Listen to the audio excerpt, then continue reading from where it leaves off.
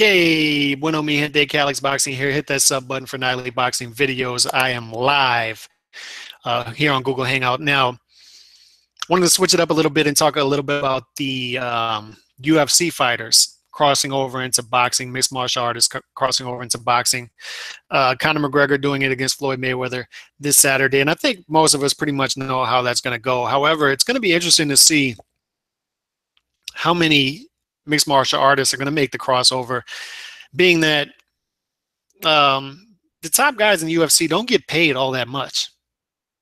And they're going to see what Conor's making in this fight. And it's an extraordinary amount of money due to the big names in this fight. And guys just aren't going to make this type of money. However, when you see fighters, boxers on ESPN or boxers on a HBO main event, not even a pay-per-view, making seven figures, making 1.5, $2 million just to fight a mandatory. And then you see guys in main events in the UFC not even making $1 million. Guys are going to start wondering, why not cross over into boxing?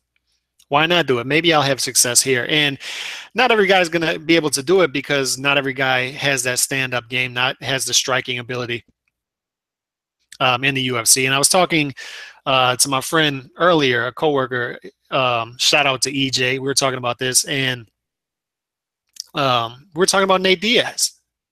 Brought up Nate Diaz because he's one of the guys who could successfully make that crossover. It can make some good money in boxing, a lot more money than he's making in the UFC. And I think he's applied for boxing licenses in Nevada and California. I'm not sure how that's going, but I don't see why he wouldn't be able to get it. He'd be able to make some good money because he'd be a draw, particularly in the LA area. Has a lot of fans out there, and he's legit. This is a guy who was Andre Ward's chief sparring partner for the Chad Dawson fight. Not too many people know that. The story goes, Andre Ward and Nate Diaz's brother, boxed together at an early age in the amateurs and maintained their friendship. And Nick Diaz was a sparring partner for several fights for Andre Ward. And Andre Ward liked how these guys fight and respected their boxing ability and continued with Nick Diaz in his training camp. And Nick Diaz wasn't available before the Chad Dawson fight. I think he had just came off of a fight, and Nate Diaz stepped in as his chief sparring partner because Andre Ward, in sparring with him for the fight, liked how he respected his boxing ability so much that he became the chief sparring partner. And he had a lot of respect for Nate Diaz. He said he hits hard. He calls it what the Stockton slap, because he'll slap the shit out of you in the boxing ring. He has good stamina and just good boxing ability. If you see him on the mats, on the mids too, and some of his sparring footage in boxing, the guy can box. He has some good ability. You talk to other fighters. I saw an interview with Floyd Mayweather on Ellie Seckbach asked him about it, would he sign him? And Floyd Mayweather said, yeah, he's got some good boxing ability. He saw him in the Conor McGregor fight. He can fight. And Amir Khan sparred with him as well, or was sparring at the same gym as him and co-signed him. Said, yeah, this guy has good boxing ability. So Nate Diaz is a guy who can make the crossover. Decent trash talker, fun style, and has some boxing ability. So I think Nate Diaz should follow Conor McGregor into the boxing world, and there's some good fights for him.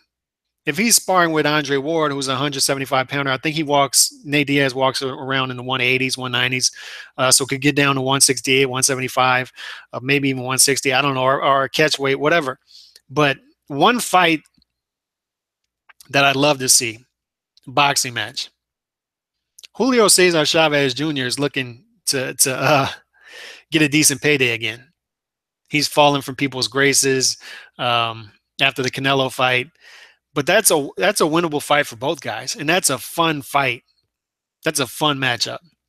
You put Nate Diaz in there against Chavez Jr. and put them in LA, or really anywhere in Texas, but particularly LA.